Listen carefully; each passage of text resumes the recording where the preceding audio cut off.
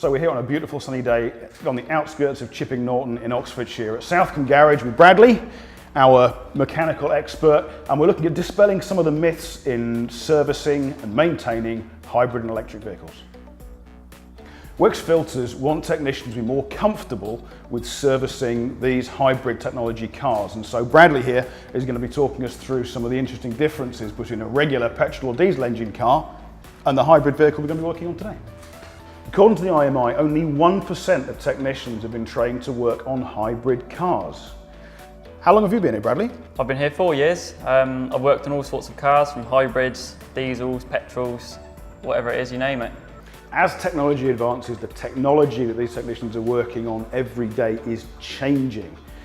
There's the potential for high voltage, high current risks in the workplace, and so why are we standing here in front of a high voltage sign? It's making me nervous with these chains around the car. We've cordoned the car off so that if anyone was to walk through the workshop, they couldn't touch the car, which could be dangerous. They could get electrocuted.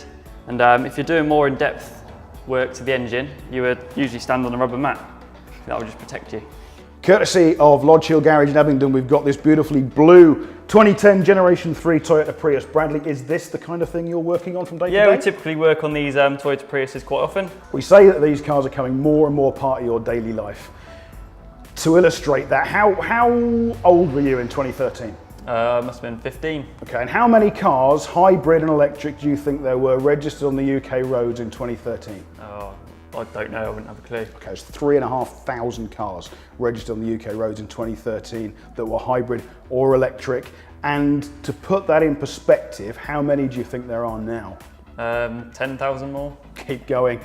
Multiply that by 10. We've currently got 166,000 hybrid and electric cars registered on the UK roads, and that figure is growing daily. We can stand here talking about facts and figures all day, but there's a whole internet for that. So Bradley, should we crack on? Yep, let's do it. So we've got the car sorted. We've come away from that. Quick cuppa, good excuse. Where are we going to get the bits? Well, you're going to go onto the WIX Filters website, and then you're going to go down to, you're going to find the car. So we've got a Toyota, so you want Toyota. Select model, I want to go down to Prius, there we go, search. And then we've got a 2010 model, so that one.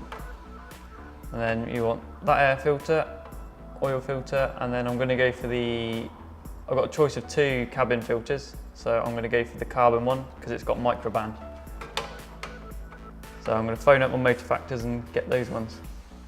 Of course, it's not always possible to take those few minutes out, have a cup of coffee, sit in front of the computer and find your part numbers to order the right bits and pieces, but I believe WIX have got quite a nice little app you can use. Yep, so I go onto the WIX Filters app and then search by vehicle, and then you enter your registration. So it's Prius, there we go. And then it comes up with all your filters on there. So you take the part numbers, phone up your Motor Factors and get your filters. So we've ordered our parts. What's our next step? Before we even touch the car, we need to isolate the battery, which is in the boot. So we've isolated the hybrid system. Where are we now? Next, we open the bonnet and then lock all the doors to stop it from starting itself up. So we're under the bonnet. This bit I'm pretty happy with. I know what we're dealing with here, but this is a bit of an unknown for me. What have we got going on? Yeah, so basically it's like a normal petrol engine in this one. The only difference is really you've got this big control unit here. And you need to be careful of the orange wires because they could potentially be dangerous. What's the potential issue and danger here? It's very high voltage and it's a 3-phase current, so you just want to be careful so you don't get shocked. We've got the safety sorted. What are we on to now? First we're going to change the air filter. So I'm going to replace the air filter. It's just like any normal car really. Just unclip it. Take the old one out to one side.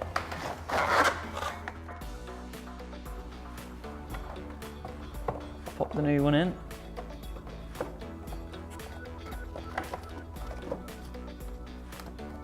And job done. So that was pretty straightforward. What are we on to next? On to the messy bit, we're going to do the oil and filter. We're now going to jack the car up into the air. Now I've drained the oil, I'm ready to change the oil filter. I'm going to do this just like any other car. I'm using a ratchet to undo the oil filter housing. I'm going to drain the oil out of the oil filter housing. Once it's all the way undone, just pull it out. take the old O-ring off. Okay, why would you change the O-ring? Do you do that every time? Yeah, it's just standard practice really. It stops the oil from leaking out, which is why it has to have one. Do all WIX oil filters come with that replacement O-ring? Yes, yeah, they do, yeah. So it just goes around here, and then grab the new filter, pop it in the housing, like so. And then you just want to wipe off the excess oil from up here. Get that nice and clean, and then just pop the housing back in. You just tighten it up with the ratchet, and then that's it. Now we're going to let the car back down so we can fill it with oil.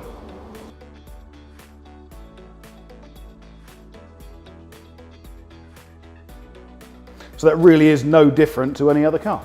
No, exactly the same really. Just got to be careful of the hybrid system. So are we done, or is there more to do? No, just need to start the engine to get the oil going through the filter, and we need to recheck the level. Before I start the car, I need to reinsert the fusible link. Now that I've started it, I need to recheck the oil level and top up if necessary. That was nice and simple. 2 down, where are we off to next? Engine oil and filters changed, air filters changed, just needs to do the cabin filter. Is that still under the bonnet? Do we need to be aware of what's going on with the control unit? No, control unit don't have to worry about now because the cabin filter is behind the glove box, just like most Japanese cars. Because the panel filter is behind the glove box, we've got the bonnet closed. Do we still need all our safety paraphernalia? No, we can pack all the rails and stuff away because we're going to move the car forward to gain access. So we've moved the car forward so we can get the doors wide open out the way of the ramp. Yep. Is this a simple process now? Oh yeah, very simple. You just need to take the glove box out on these ones.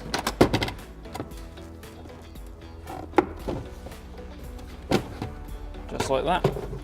Pop the cover off. Take the old pollen filter out. There it is, there's the old one. Take that. Get your new one. Try and take that. Thank you. And then pop the new one in.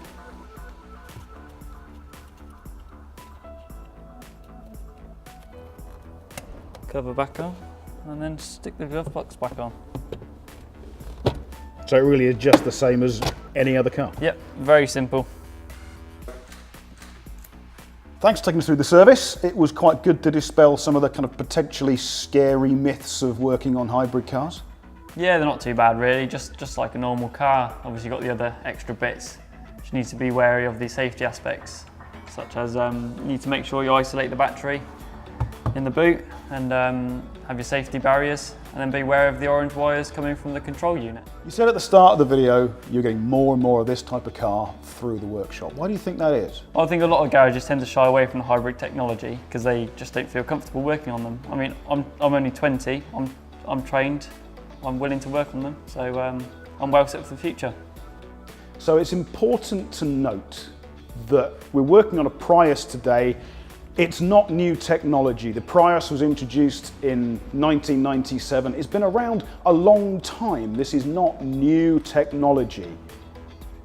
There is a real push towards hybrid and electric cars. Bear in mind that Porsche are trying to get towards 50% of its entire lineup to be hybrid or electric by 2023.